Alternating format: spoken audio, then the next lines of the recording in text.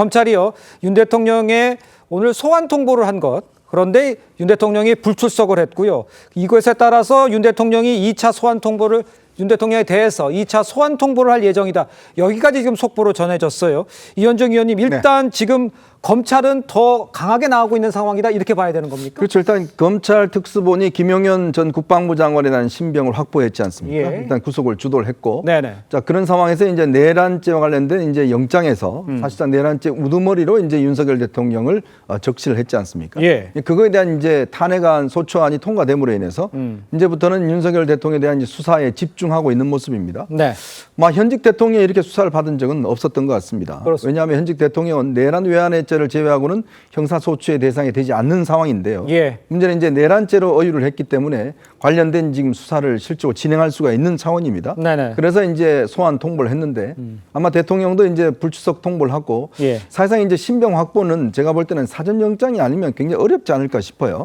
왜냐하면 대통령도 이거를 대해서 그냥 소환한다고 해서 소환할 수 있는 그런 상황이 아닌 것 같습니다.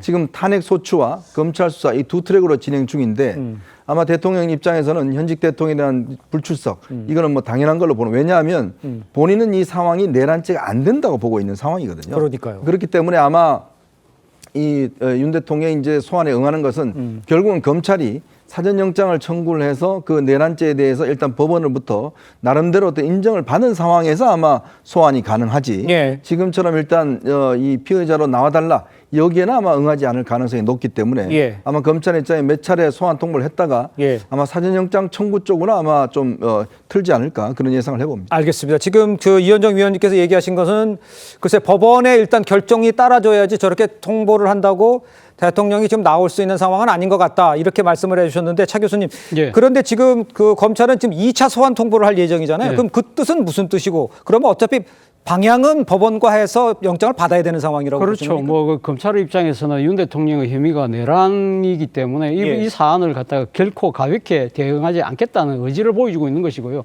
실제 이 검찰이 그러니까 오늘 윤석열 대통령에게 소환 통보를 했지만 검찰 입장에서도 이것이 과연 가능할 것이라고 생각은 안 했을 거예요. 당연히 불출석 통보를 올 것이라고 생각했고, 그렇지만 그럼에도 불구하고 2차, 3차 이렇게 계속적으로 소환 통보를 하는 것은 결국 제가 봤을 때는 검찰 입장에서 일종의 정치적 퍼포먼스를 하고 있는 것이 아닐까 하는 생각이 듭니다. 지난 윤석열 정권 2년 반 동안 이 검찰이 소위 이 정치의 권력의 도구처럼 이렇게 이용되면서 야당을 옥죄는 하나의 이 정치적 보복 수사, 뭐 기소 이런 데 대한 비판이 상당히 크잖아요. 그런 상황에서 지금 이 전국 상황이 완전히 돌변되어 있는 상황이기 때문에 이 윤 대통령이 탄핵이 헌법재판소에서 그러니까 인용이 될 경우에는 말 그대로 조기 대선으로 넘어가고 그 상황에서 정권 교체가 될 가능성이 높다. 그래서 만약에 민주당이 집권할 경우에는 검찰이라는 조직 자체가 공중부대 될 수 있다는 그런 위기감이 상당히 갖고 있는 것이거든요. 그렇기 때문에 자신들 입장에서는 이번 사안만큼은 아마 공정하게 법에 정해진 대로 최선을 다하는 모습을 통해서 다음에 있을지 모르는 정권 교체에 대비하려는 그러한 이 노림수도 깔려 있는 소환 통보가 아닐까 하는 생각이 듭니다. 알겠습니다.